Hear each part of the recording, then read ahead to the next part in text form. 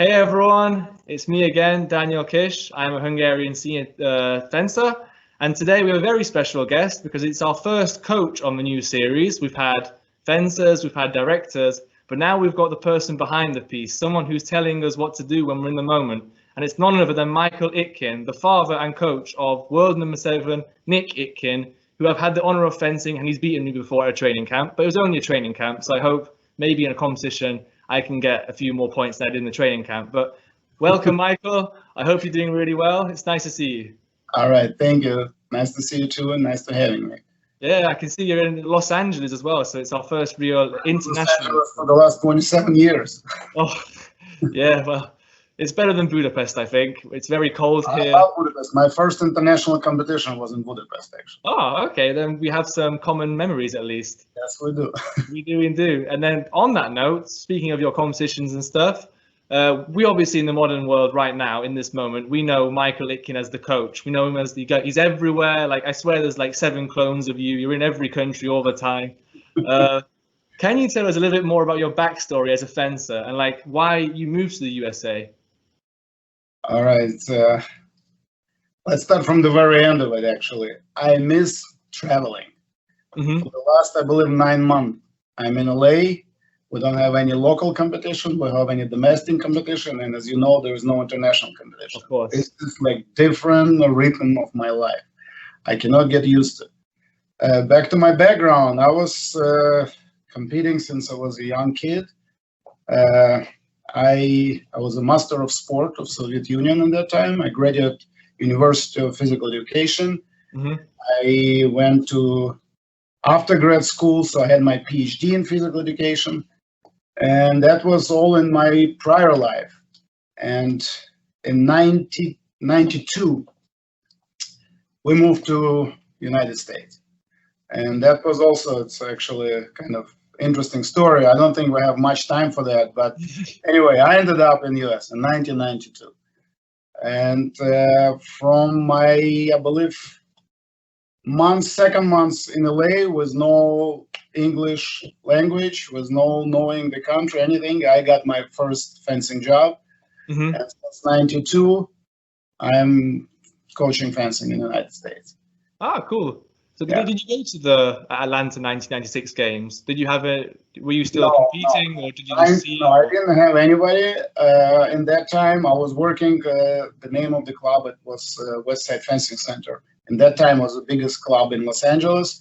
Mm-hmm. And we still have a lot of coaches who used to work with me together. And that time, we're still working in the different places. Some of them, one of the coaches, my partner in Los Angeles International Fencing Center, which we co-owner right now, and few more coaches from that place still working at my place right now. Mm-hmm. So that brings me on to the next question, which was like to ask what you're doing right now in USA fencing, because obviously we know you and Nick are this inseparable bond. You guys go everywhere, and the team, the connection you have together, we'll talk about that a little bit later, but it's just amazing to see. But do you have a role within US fencing as well? Do you like look at cadets or juniors or have any? I used to be, for 11 years, I used to be junior national men's foil coach. Mm-hmm. Simon Gershon was the senior national coach. I was a junior and cadet national coach. Mm-hmm. And that's actually the first time in the history of US fencing we won the world championship. It's a junior foil team. That was in Italy. Oh, okay. Yeah, the first time. And from that team, the funny part, from that team who became world champion, we still have people who are competing and hope will be competing next year in Olympic in Tokyo. Garrett Maynard from there. Miles was one of the member of the team at that time. Mm-hmm. And later on, Alex Maciales became, he was younger, so he became member. So these 3 guys still competing. Yeah, definitely. Long time ago. That's actually very rare for US fencing when the kids who compete in cadet and junior international and succeed, they manage to stay long in sport and they still successful in the senior. Yeah. Because again, if you know American fencing, it's not a professional sport like in some European countries, like in Russia, Italy, or France. It's different. And again, you get in college, it's hard to combine both. Academic, succeed in academic and continue to train. But that guys, they manage. And that's why we have so strong team right now. And we have, if you remember, the last season it was unbeatable. We were one time in one event in Tokyo. The team took second place. Every single event beside that, including World Championship, US team won. It's an incredible result. It's like a basketball dream team. The guys are incredible. I mean, each of them incredible. All together, that's just a powerhouse. I mean, the reason I know that firsthand is because Hungary was always ranked 16th. So we would always spend like Brazil. We'd beat Brazil. And I'd be like, yes, we're through. And then suddenly just Marshall Watson, Mason Bowden, 45-18, just finish. And then we're fencing against like the other countries for like 9-16. So USA America is a very big match. Like it's happened like at least 5 times in my career, and I'm only 22 years old, but only because number 1, number 16, every single time. It's correct. That's happening. And again, very often the tableau it's just repeat, because sometimes you can see in every other World Cup we're meeting the same, win the same tableau, we're getting the same. I mean, that's true. It's tough. 16, you're coming to first. It's always hard. Yes, I remember a few years ago it was Denmark. They beat Italy once in a team event, and that was one of the only times I can think in memory where like 1 was beaten by 8. Like it's so rare. 1 is just always right in the team event, yes, but individual it's happened more frequently. Number 1, number 64, very often, but it's happening more common than in the team event. Look at Marcus Mepstead at the World Championships last year. He was like I think he was number 64. He nearly lost in the group stage, and then beat Fokoni, beat Špenić, beat, I think it was Arslanov, and I can't remember who it was in the 8, but someone can tell me in the comments or wherever. Yeah, that was happened once. It was Nick, the same. He was 64. He was, I believe, he's still 18 on that time. He's still junior, and who was? Is this the one where Nick came third in Bonn? Yeah, that was in Bonn. He was 64. Yeah. And again, his match like at 8:30 in the morning. And I remember we walked there. It's still snowing. The center is still shut down. Everybody was fencing first match standing outside. Was waiting when some janitor guy will come and open the door. So we start really early. When the guy's coming, it's over. Yeah. Crazy stuff. Yeah, it's happened once in a while. It's happened in 64. Team event, it's tougher. When number 16 beat number 1, it's much less common. There has to be a massive mistake from number 1, like an injury or. That's the beauty of the team, and that's actually the strong part of US team. If one of the guys didn't perform to his best, somebody else always come up. Oh yes, the fact that there's no set 1, 2, 3 in the bench, it's always changing. It can always. It's super each of them individually strong, and the team is really powerful. Yeah, just moving on now to more your coaching style, and we want to hear like how you see the sport and how you do things. What is your ideal training structure for a training session? Like lots of different coaches have different opinions. Some are like, only free fencing, you go fence, I'll sit here. Some coaches are like, okay, for the next 5 minutes, you have to practice parry riposte at the end of the piece. Next 5 minutes, we switch and you parry riposte at the end of the piece. How does your training style or training structure work with this? I got it. As you know, my background came from Soviet Union, from the Russian school of fencing. And again, very classical, very fundamental, very structural. So normally that's what pretty much we're doing in the club. We have warm-up, sometimes leading on the coach, sometimes the higher athlete, they can do it by themselves. And after this, again, work on the target. We have designated day when we have a footwork for an hour footwork. Once a week or twice per week, we have drills with a partner, technical drills. Once per week, mandatory tactical drills, different situational fencing. Like, for example, what you mentioned, like in the box, in the middle, and the end of the street. Simultaneous action, one of the leading, another reacting. It's a different tactical situation here. Once per week, we have a competition. kind of competition, Oh, like wow. kind of club competition, and it's getting very excited. We have a big tableau at the club and result written down after every tournament. And we have the point standing, and the same similar to FIE. We have like people who like number one, number two, and next competition we have draw based on the prior results and stuff. Wow. Yeah, and that's just good motivation for the guys. It's competition being more and more emotional, excited, and sometimes we have a top guys who would lose and they get really upset and stuff. So we're trying to bring this spirit, competition spirit, into the training process because, as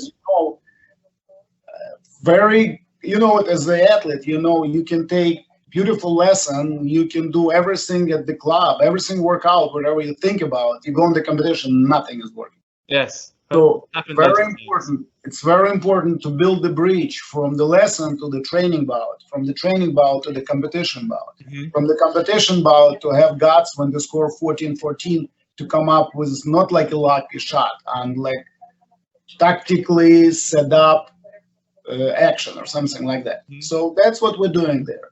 And speaking actually of the camp when we met in Poland, I was in the beginning, I was surprised two things. First, the amount of people who showed up. It was crazy. The value of bouting was incredible. I never seen in my life anything. That's the first what surprised me. Second surprise, I was expecting, again, Poland, it's a lot of similarity with the Russian, so the structure of the training process. I was surprised it was done totally different. My first impression, I was not impressed at all. I would say opposite. And later on, I found something good at what the kids were getting there, the volume, the amount of training bouts. And again, training / competitor bout. It's like 8 hours a day. We were training a lot. Yeah, I remember we had like 3 practice per day. I was like that. And the kids was like, I see the amount of the t-shirt, what they're changing this. And if you remember the whole fencing room with the uniform and the t-shirt hang on the wall and stuff, that was a good one. And the competition as well we had like 150 people. It was like a cadet like World Cup or something. Actually, few of these ideas I stole it and I'm using in my academy when I'm having training with my guys. Just a quick question. Is there like a trophy or is there like a chocolate bar? Like what do you win if you win a competition at your club? Okay, normal. I have sometimes we have a club t-shirts, sometimes maybe chocolate bar, but in the end of the season, we have like a Christmas end of the year tournament. I have to go buy a big trophy. Everybody know about that. And now when I'm saying public about this, I have no chance to pick up. I'll have to buy some trophy. Right. It's just a surprise. It's such a big surprise, even you don't know. That's the best surprise. I don't know what they're gonna get, but they know that they will get the trophy. Yes. And it's one of my former students. He organized a few years ago some kind of Christmas tournament, and people showed up who I didn't see like for years. Wow. Some of them already with the family, some of them with graduate schools, already work and stuff. Some of them have the same haircut what I have. Some have like overweight, and all of them wearing the fencing uniform and fans. That was a lot of fun there. Oh. And they haven't seen each other for the long period of time, and it's a good get together kind of party. And in the end party, so we have a little bit of I wish I could enter. Like, do you take You're welcome to join. As soon as airline will allow you to come over, because I have guys who will be. Now that I've heard the prize, I mean, I've got to try and get something, right? I mean, maybe I'll be my level, maybe like top 16. I'll try and be, I guarantee top 16 because it's not that many people there. Top 16 for your guarantee, but. Few times I have my top guys didn't make top 8. It was a surprise. Because everybody was thinking, I have to be like top 3, top 4. All of a sudden didn't make top 8, and it's happened few of them. So it's a big drama, and sometimes I have a former referee there, so make it more kind of like official and stuff. Yeah. Because now there is no competition, and again, as you know, competition is a huge motivation for the athlete. No competition, it's hard to get these kids. I mean, look, everybody like little kids like zombie. They're sitting in front of TV, and in California and LA, there is no regular school, online only. So they're studying online. There was a period of time, good 3-4 weeks, they were doing fencing through Zoom. They can't go outside. They're staying at home in front of TV. That's not good. Yes. So that's why now when we operating, we have kids more excited to come in and train and compete, and it's also on the top of everything. They socialize with each other instead of staying at home and be on the Zoom school and stuff. Well, usually during the season, we won't be as much of a zombie. We have lots of things to do. I'm sure, like, especially with lots of competitions in Europe, you have to like travel everywhere all the time. I hope it's gonna happen soon. That's the problem. That's what. Yeah, but eventually maybe.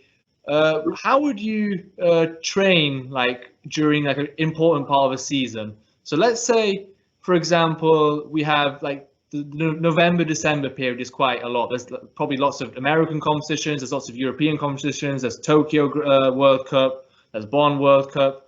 When you get to a more like dense part of the season, how do you change the training session? Do you go easier? Do you go very hard to simulate the competition? What do you do in those situations? No, okay. Let's decide who we're talking about. We're talking about senior team, junior team, cadet team, or kids. Like for example, if we talk about senior team, yes, in the end of the summer, in like normal, not Olympic year, we have an end of the World Championship, end of the season. Yes. After this summer, the athlete takes some vacation, rehabilitation, injury-free, and all that stuff. Beginning of the season, everybody start from conditioning. And now this conditioning extend period of time because we don't know what's going to be. Yes. So again, we can talk in general in normal season or what's going on right now. Right now, nobody had this experience before because we don't know what's going to happen. Originally, we're supposed to have the first national event in January. It's been not postponed, canceled. The first will be February. FIE are gonna very soon. They're gonna come up with a new calendar. The first Bonn already been canceled. January, I don't think it's gonna happen. No Paris cycle in January. I don't think even February on the high possible, but I hope for February. But in the March, it's end of Olympic qualification in Anaheim. So that needs to be happening because in other case we don't have the Olympic qualification. But if we talk about general normal season, not the crazy with the COVID-19 season. So again, after the World Championship, vacation, rehabilitation, everybody healthy, no injury, condition. After conditioning period of time, little slowly you're getting involved in the fencing part. And again, the percentage of the conditioning, a little bit getting smaller, and special part of the fencing program increase. A lot of lessons with the coaches, a lot of technical drills, less bouting, but little by little, you increasing the amount of the bouts, continue with the working on your tactical skills, and the first competition normally in November. It would start for the last couple of years, Bonn. That's already the first competition, right? So it's relatively close after the end of the season to beginning. That's the period of time how you need to get yourself ready to the beginning of the season. Also, like I mentioned, there is, I don't want to get too complicated, but again, there is like mesocycle and microcycle. So how to get yourself ready, like when you're getting closer to the competition, or when you have 1 month before the competition, 1 week before the competition, 1 day before the competition. Yes. It's also different, totally different. Yes. So 1 month we're talking about, again, I'm back to the percentage, increasing the amount of the bout, decreasing the amount of the conditioning, but still a lot of bouting, a lot of volume, like we talk about Poland, beginning of the season, a lot of bout. Later on, you start to analyze. You have your own repertoire. You try to increase your repertoire and work on the stuff which was not your favorite yet. You're trying to build it, right? But again, you have your favorite action. There is also the whole idea. Sometimes you have 2-3 action what you rely on, and another 5-6 what you're trying to build. So you have to be very careful not to lose what you have and build additional. So that's when you have this 1 month. Now we're back to 1 week. 1 week, we're increasing the volume of the fencing itself. More lessons, less about definitely no competition, no competitive fencing anymore. So, and again, now depend if you need to travel. So you have 1 day of traveling, like for US, it's always be traveling, 1 day traveling, next day you're arriving, and after this you either competing or have one more day. If the guys in top 16, they have additional day for Yes. warm-up lesson or something like that. But normally, at least that's in my experience, that's what I do. Last day before travel or before competition, free of fencing, free of any work. You can, the maximum you can go stretch and stuff, something like that. Nothing. 1 day before lesson, no more about it. And 2 days prior, you already have light fencing, and again, you're just checking your repertoire, checking your equipment again, and all that stuff. Done. They traveling, arriving, equipment check. If you're in top 16, warm up lesson before the competition. Some people don't like this lesson, some they need this. That's it. And win. That's how you normally get yourself ready directly before the competition.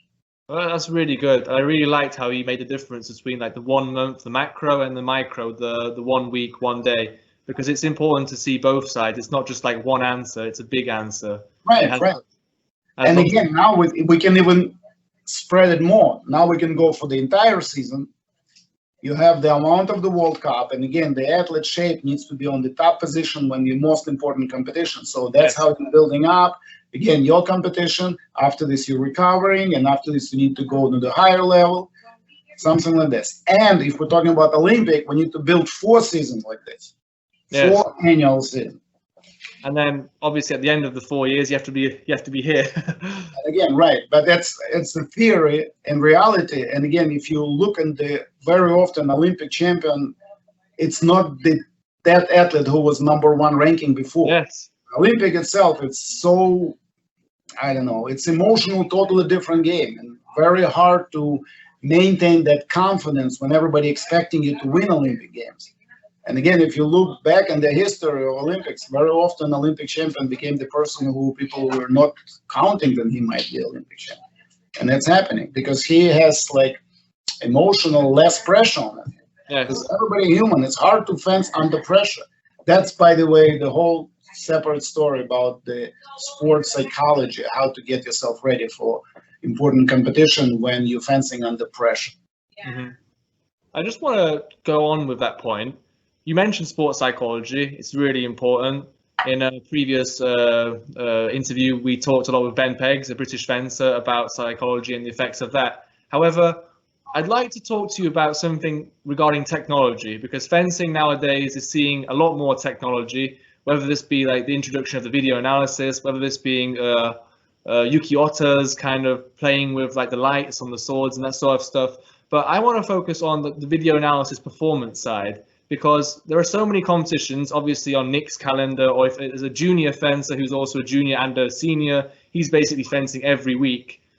There needs to be a process of like reflecting on the previous performances, because if you just go competition, making the same mistakes every single time, like the improvement is very, very slow. Video analysis, very often there is no improvement if you make this mistake. It's the same mistake every single time. So the only improvement is inside your head, maybe. Oh, I finished 32nd, not 33rd. But you know, no real improvement. How do you use, or if you don't use video technology, why is that? But why do you think video analysis is good? And more importantly, when you look at a match of Nick, for example, do you look at, oh, Nick, you did a very good lunge here, but this power riposte was very bad? Or do you do what maybe the Japanese do more, is where they say, okay, in the match, you scored 67 off targets, you scored 13 lights, the 13 lights were all in this part of the piste, the other 13 lights were this part of the piste. Like, which side, or how do you do this sort of stuff? So with Nick, for example. Okay, well, let's start from the beginning. So this is actually ideal situation right now when you're going to be able to collect the whole database of your main opponent, and you can analyze the strengths and the weaknesses of your potential opponent as a team member and stuff, or individual competition. Like you've been in Tokyo in the training center. This is probably top of the line facility which have the video camera all over the place. And again, you can analyze later on who you're fencing with. You can analyze your own action. You can see what you need to be doing against this particular athlete in this particular moment, how he will be reacting on your action and all that stuff. And the national coach, Greg Macialis, he has, if we have a training camp from time to time, so he run this kind of analysis of the main opponent and stuff. Back to Nick, very often we have some kind of discussion about certain action, and again, I have it on the video, and again, as the proof, I can show him, and I say, look, this is exactly what you were doing. That's how people were reacting on it. Mm-hmm. That's right. This is wrong. That needs to be changed in order to get him react this way like you want it, or something like this. I'm trying to simplify this. But of course, right now, with all this video analysis, there is no secret. You can find every single weaknesses and the strong part on your opponent. It just matters how to apply it in the right moment and get him react the way like you want him to react. But I remember many years ago, like in the different training center back in Russia and Soviet Union at that time, some coaches, they don't want you to see what they work on. Like they giving tactical kind of traps and stuff and ideas. Mm-hmm. So, but right now, when you see people competing, you can see what this athlete does. This is like person who does point and line all option. This is the person who attack on the preparation. This is the athlete who will be counterattacking. Everybody have like his strong part, and you know who he capable to do. Like Korean fencer, that's what they do.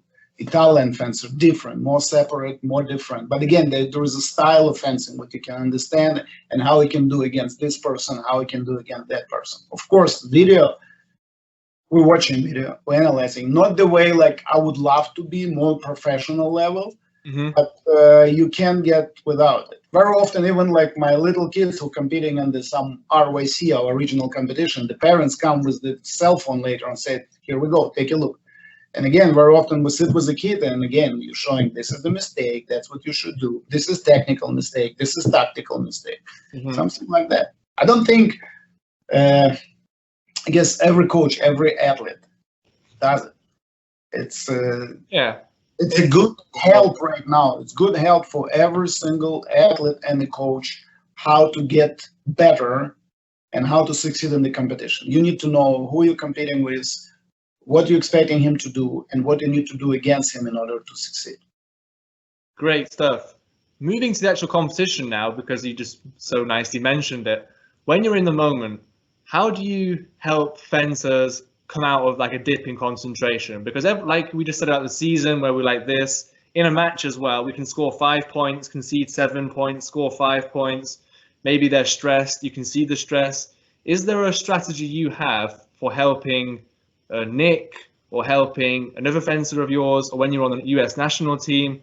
Do you have like a special like style? Are you aggressive, like come on you idiot, don't do that again? Or are you more, you know, okay, no problem, keep going? How is your style with that? Okay, in every particular bout, different situation. For example, you know, who your athlete, he is preferred to be more offensive, more attacker every time, and this is his strength, so he needs to apply it in that bout. But you also need to understand what your opponent doing against you. And you also, when I'm sitting and watching the bout, I see my kid attacking every single time. He's losing every single offensive action. So he needs to either change what he's doing, or either stop doing like a first attempt and do through the second attempt, or simply stop doing this and go change the whole strategy, go fence from defense. Offensively is not working. Your opponent ready for you. That's one option. Another one, again, you still need to see what particularly going on in this bout. Very often, and it's already more like psychological moment, but again, very often the bout getting more critical, and sometimes coach will scream to his students, come on, one touch only, one touch only. It doesn't really help. He can do math. He knows and score is 14-14. He knows he needs to score one touch. Yes. You need to tell him exactly what you think for different athletes. You need to tell him exactly what needs to be done. Or, depend who you're dealing with. For some students, you better just stay quiet and let him be more on him, more by himself. There is no simple rules. say this, do not say that. Mm-hmm. But again, general rules, instead of, that's important moment, it's moment. Instead of telling him not to do, for example, he attack every single time, direct into the four, coming four repost, losing. Yes. Instead of telling him, do not attack into the four, you need to tell him what to do. Do Yes. feint into the four and disengage into the six. So that's little details. Instead of kind of apply break and tell him not to attack, you're telling him what to do. That's a valid point, how the athlete need to respond. Mm-hmm. That's because sometimes he's like, he doesn't know what to do, and you tell him, do not do that. So it doesn't really help. Yeah, because what do I do? What to do. If he is that athlete who would listen and do it, that's fine. I'll give another example. It's kind of like from the funny, but I don't know, 5-7 years ago, one of our athletes competing, gold medal match, Y14, men's foil. Score is 14-14. And then the coach is sitting, myself and another coach who both work with this kid. And this kid turn around, look, what should I do, attack or defense? And I'm telling him attack. And my coach in the same time in defense. It was like a joke. And he lost that battle. And that's another lesson, how not to coach. Poor kid. Yeah, he lost in that about 15-14 on the gold medal match. Did he attack? Who did he listen to? I don't remember what did he do. Whatever he did, he lost. That was on. I took the whole hit on it because again, that was like poor coaching in that moment. Mm-hmm. Well, obviously, we just had a conversation then about your reaction. Like, we've got to remember that you've got a lot of emotions as well on the piece, especially as a father and coach for Nick. How do you possibly, if it's even possible, control these emotions? What do you do in your head to try and hold you back from like hitting a referee, or what holds you back from either like, I don't know, running on the piece and telling Nick, hit that, do this? It's not easy, it's not good, and I'm not succeeding with that. Sometimes my reaction is irrational. Sometimes I just later on I analyze and I talk to myself, and I shouldn't be acting this way. I got too emotional, and it's not only with Nick, it was little different kids I was watching. It's not, I don't want to talk about that. It's not the credit, but no, it's not easy. It's not easy. And I'm trying to improve in that direction, trying to stay more calm and stuff, but it's kind of like it's my blood, I feel. Is it more like stress in yourself and then you can't control that stress? Or is it more you are like, you feel that because you're a fencer as well, you were a fencer, you know exactly what to do. Is it more frustration? So is it more like anxiety or frustration? See, sometimes when I'm sitting next to my athlete, and again, it's not only with Nick, with anybody else who I'm coaching, and I would say, I would do this action. Why he's not doing it? So obviously he should do this and this and this. And he does completely different.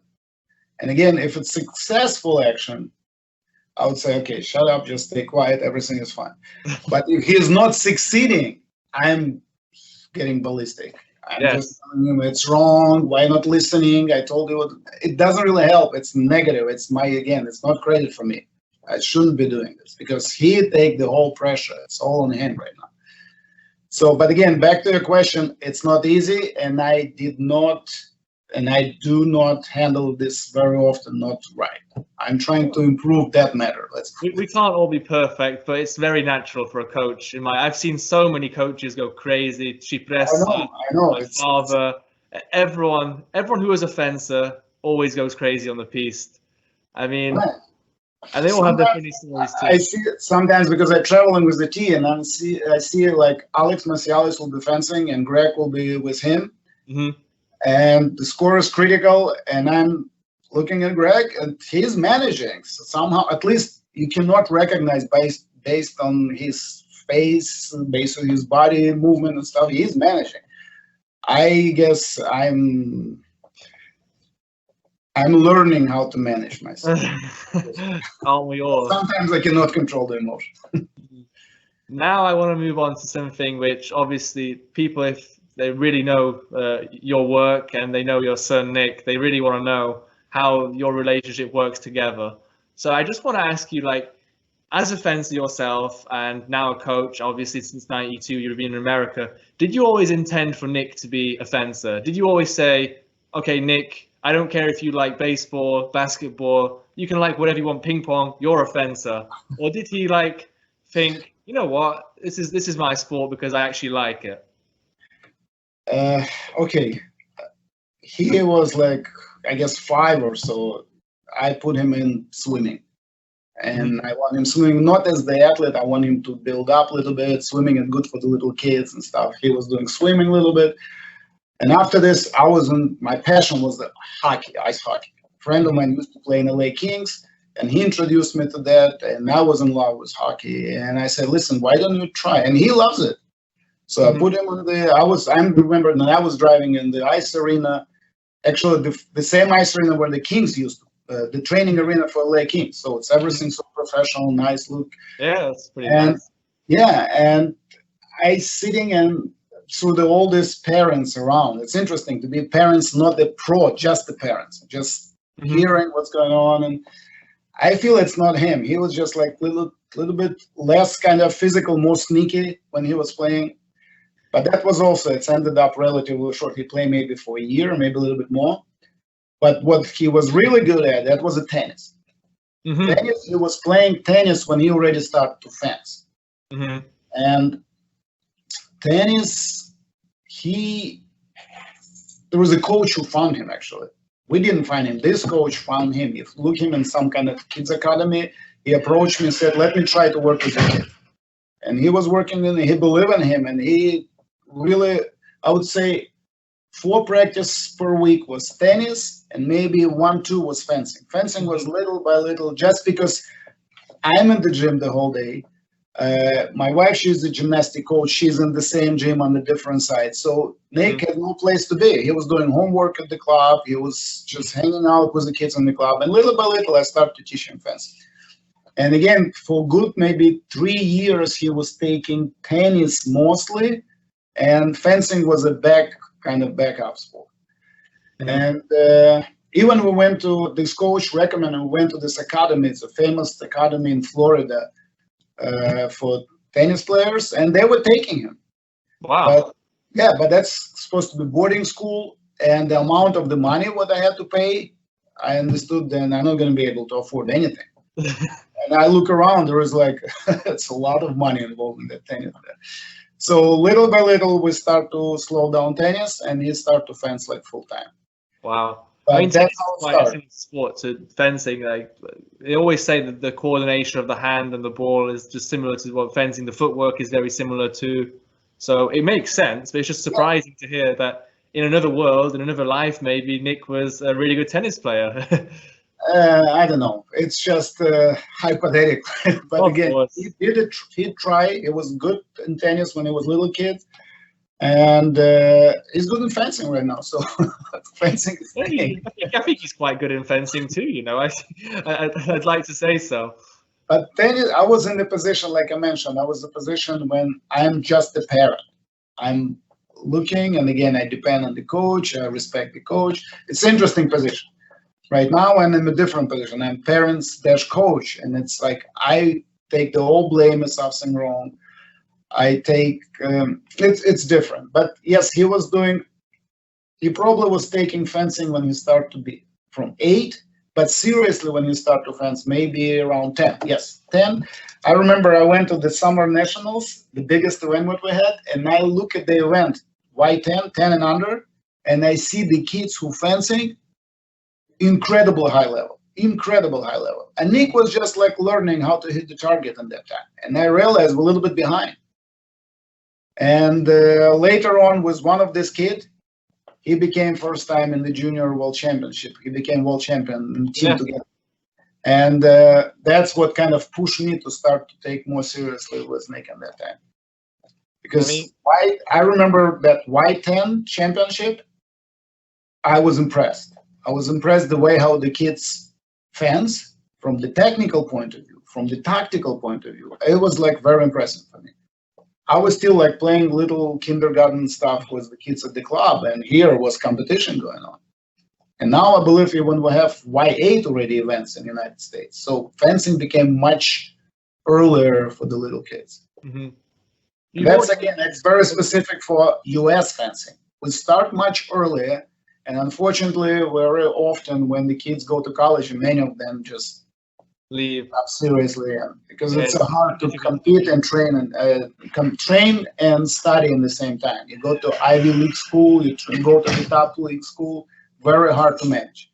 But there are schools who still succeeding to keep the athlete and they're getting degree at the same time. I just wanted to talk about, you already hinted at the Greg Macialis, Alex Macialis like combination. Obviously, you heard Stefano Lucchetti and obviously his dad as well, Marcos Lucchetti, my father and me. There are lots of these fencing father-son relationships.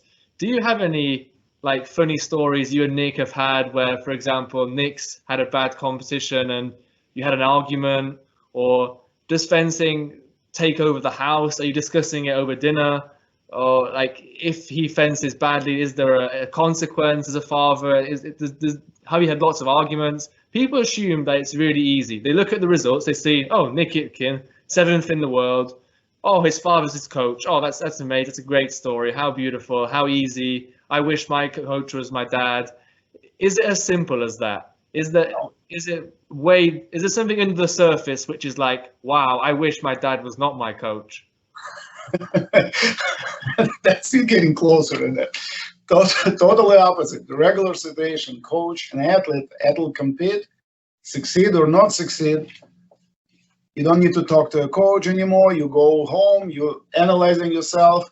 In my situation, very often, particularly if he did not do well, and I just like, sometimes I blame myself for that, but I will start to talk to him already after the competition is over. I still bring it up and we're still trying to analyze.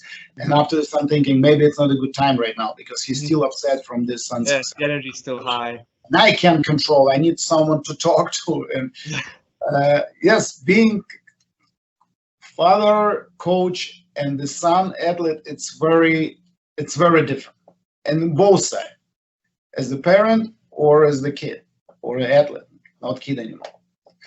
So it's different, and it's harder for the athlete. It's harder. It's good then everything work out and you're celebrating. It's good, but very often it's not good. You didn't win, and you're getting the whole pressure from your parent. Yeah, lots of arguments. Like I mentioned, I'm learning as time pass by. So I'm trying to, when it's time not to bother, I'm trying not to get involved. I let him analyze, and he has his own thoughts. He analyzes. He has his own idea what the right way to do. Very often we have 1 minute break in the bout, and I come up with some idea, and he tell no, that's a wrong idea. That needs to be done, something like that. And we have 1 minute. I can't argue much, so I just tell him I believe this is the way. I see it this way, and also very often he did argue, but he will follow my advice later on.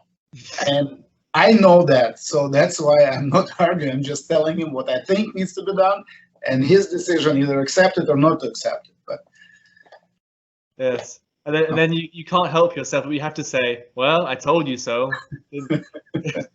you have to let him know that It's good if what I told him work, and I can take credit for that. And later on, I tell him, "Listen, we analyzed. I told you what to do. It did work out." But very often say, no, you told me completely different. And that's back to this video question. I have to show, hey, take a look. You see, I told you to do this, and you did this, and you succeed on that. And then he's silent. And he's okay. Yeah, okay, whatever. Yeah. Obviously, you've had so many amazing moments together. I mean, I can think of at least 4 amazing results. The Plovdiv World Championships in the teams, the Verona World Championships, Bonn, the GP, where he came second. Obviously now Paris, where he won, and now part of the senior team. What is like your personal favorite memory with Nick on this journey? Was it when he first picked the foil up? Was it when he just competed his first competition? All these results. Which is your favorite memory with Nick? You mentioned almost all of them, but number one, he won back to Budapest. He won the Cadet International World Cup, Mhm. which is your Olympic Training Center there. Yes, And yes. he had in semi-final, he had Kirill Borodachov. Mhm. He beat him. And the final, he had Jeffrey Tourette. That's Yes. the kid who they competing since they were 10. That was one of the kid who was 10 years old, who I was impressed when I was watching him in the national championship. Before that time, he never did Jeffrey, never in his life. And they compete a lot because they both in California at that time, so again meeting in the regional event and the national event. And that's the first time they advanced on international level for the gold. And Nick won first time. That was first major result international, because Budapest usually the biggest representative. Yes, everyone went to Budapest. Yeah, Budapest and probably Cabri. That's the two biggest events Yes. in the cadet level. That was the first. In in Plovdiv, that was a crazy bout. That's true in the team event. Yes. They were leading a lot, and after this, they're losing 44-41, I believe, if I'm not mistaken. And Jeffrey, by the way, Jeffrey Tourette brought it back. Yes. That's very dramatic. That's the first time he became in the team event junior team world championship. Next year in Verona, yes, that was very impressive as well. And again, his semi-final bout against teammate Sidar Kumbla. Sidar Kumbla. Yeah, he's winning a lot. He make Kumbla 14-14, and the last touch he did not score. He pushed him away from Yeah, the he fell off the piste. I remember. I was watching it live. I was like, wow, what the... Right, that was impressive. World Championship, yes, and of course, in that Grand Prix in Shanghai, that's probably the biggest one. He's losing 2-12 to Marine. 2-12. It's really good you mentioned that, because that was going to be my surprise. But, no, that was like crazy, and I'd like to show you. Just obviously, I could start from here, just so the audience can see that it was 2-12. But in this match, what were you thinking? Like, what was in your head? Like, did you give up? Daniel, a little bit breaking up, but I can hear you. So in the beginning, I was so upset that nothing is working, and I was like somewhere deep inside. I thought, okay, at least couple more touches, because he was 2-12. It's like a so unpleasant score and stuff. Yes. And touch by touch, I start believing that. And the kid, Nick, I have to give him credit. I don't think he ever give up, no matter what's happening. I don't think he ever give up. Even at 12 too, that's incredible. Any reasonable person will say, okay, forget it, no chance. And to come back, and again, I see touch by touch, Marini losing confidence, he doesn't know what to do. Nick know exactly what to do. And he has his own, because they're competing since junior events, so yes, it is the own tactical idea of what to do against Marini. And this one, and again, we had discussion before and said, don't worry, I know what to do. And when I see score 2-12, somewhere deep in my head said, oh, nice, he knows what to do, and he's losing 2-12. But ended up being, this is the only one case when I remember in my memory when 2-12 came back to 15-14. What was your heart like in this match? Were you having a heart attack at 12-2, or were you like, okay, this is finished, I'm gonna go and watch something else now? No, no. I was, like I mentioned before, I didn't believe in the beginning. Then 2-12 possible, come back, and after 3-4 touches, it's like came back. Then I start to be with him on the same wave. I start believe he can do it. He can do it, touch by touch. He can do it. It was one questionable touch in the end, and where he ended up right way. I believe this one, if I'm not mistaken. Maybe, yeah. Everything was very clear. He did exactly what needs to be done, and yeah, I believe Marini asked for the video replay in that moment. This is crazy about. This is like, staying in front of my eyes all the time. I had the honor of watching this on the live stream, but in person, I imagine this at 14-14. Were you thinking like, what would happen if Nick loses this now from 2-14? Again, you know what?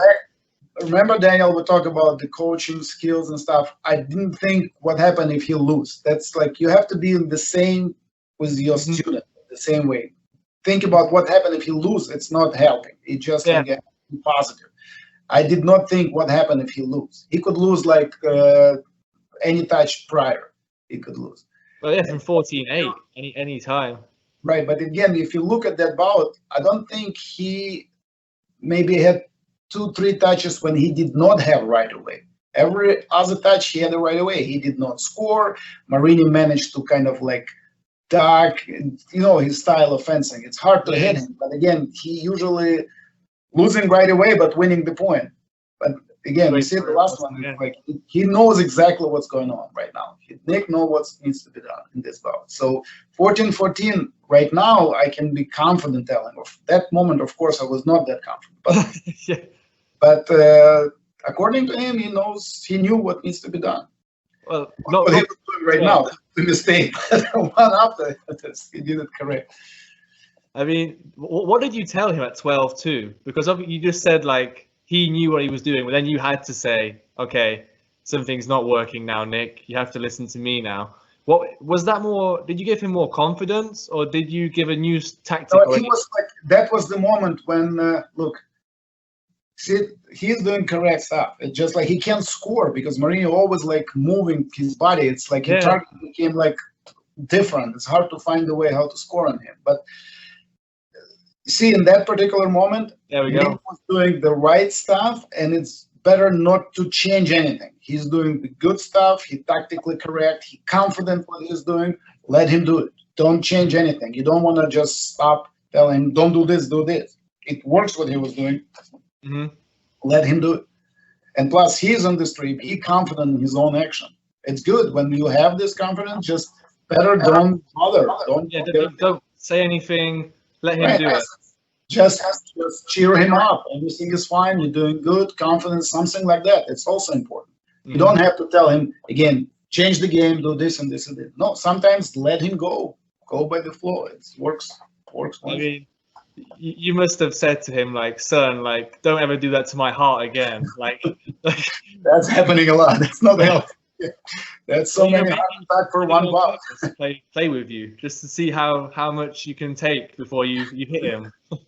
I believe I can take maybe one more bout like this, and after this, I need to be permanently hospitalized. I mean, even the final was 15-14, wasn't it, to Focconi? Like, he had a very good bout with Safin before that. Very good bout. And again, remember in Shanghai, the way how the top four set up, it's in the shopping mall, like 5-story building. It's just really nicely organized. And again, the bout with Safin on the platform in the shopping mall is incredible. That was a good bout. Yeah. With Focconi was also a good bout. And he had some history. He beat him before. He lost him badly after.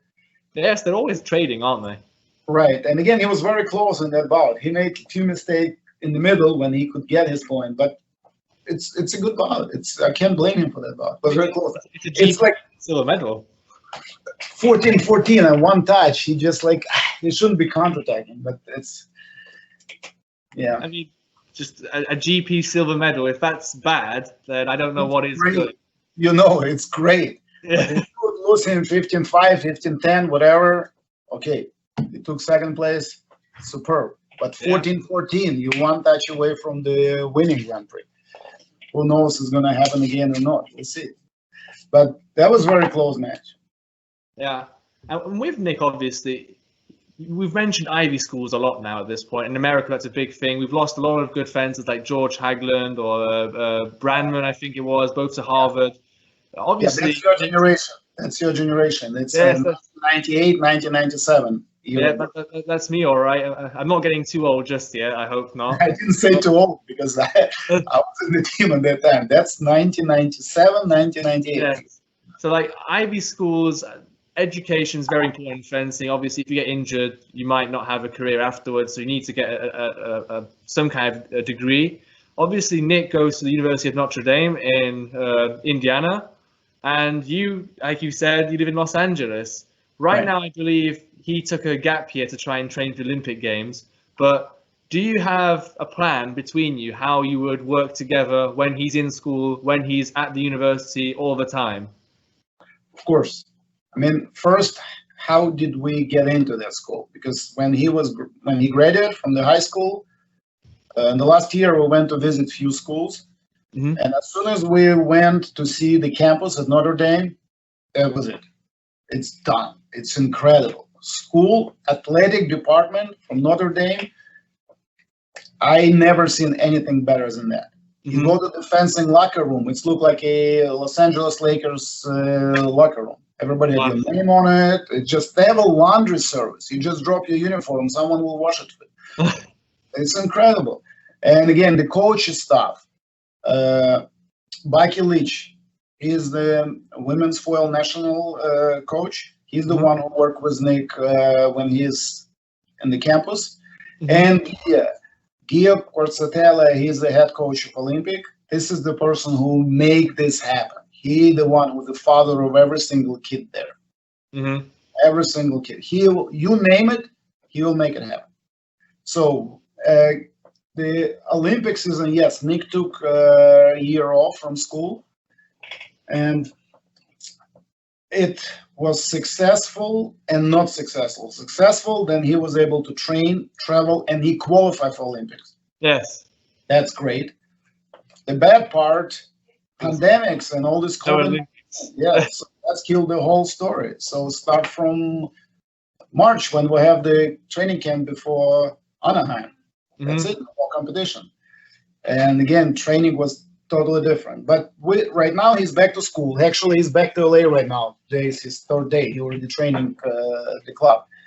But we always we're balancing. Plus, we are friends with Baki Leach. We communicate. We have some idea what needs to be done with Nick when he's with Baki, and what he's doing when he's with me. And there's another coach who worked with him, Igor Zapazdaev. It's from the Russian team coach. So that's actually three of us work with him. And plus, I have a conditioning coach for him. One of the top boxer. He's the one who doing conditioning with him. So he's in the good hands in LA. He's in the good hands when he's in school. And right now he's going to be in LA until beginning of January. And after this, we'll see what's going to happen with this COVID-19. Nobody knows. Nobody knows what's going to happen. Because again, if right now, the last semester he was taking hybrid school. He was taking in-person classes and online classes. Many schools doing online only. Notre Dame, one of the few schools who allow the kids go to auditorium and do it in person. So we'll see from January how it goes. We'll play by ear, but right now he's training in LA. You mentioned a super point there, where you mentioned he's doing boxing as well.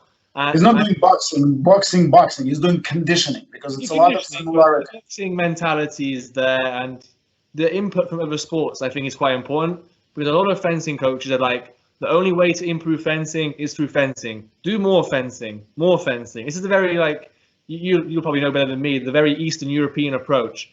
Do you recommend any other sports to do besides fencing, which you say to your kids, and Nick, for example, do tennis, do squash, do a bit of boxing conditioning.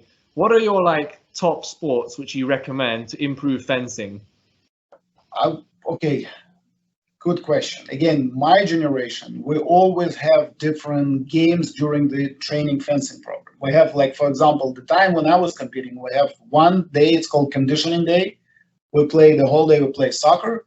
I already call soccer. Football, we play football.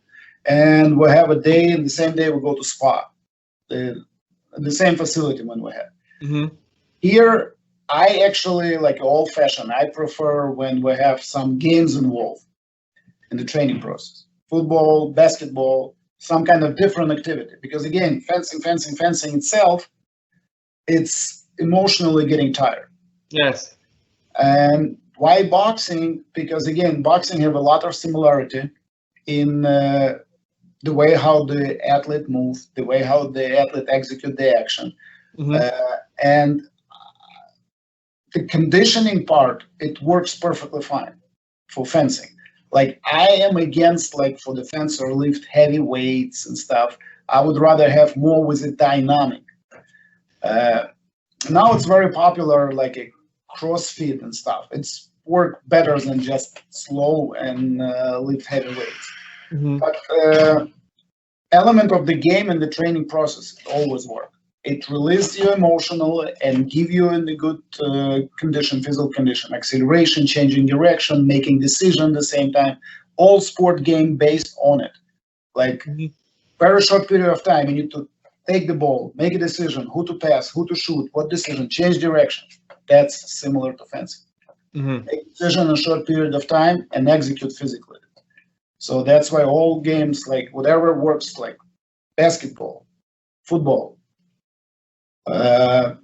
works, whatever we can come out. Until, of course, an injury happens. I mean, that would be quite... That's the next, see, this Olympic season, and I eliminate that because I'm afraid it's a high risk of potential injury.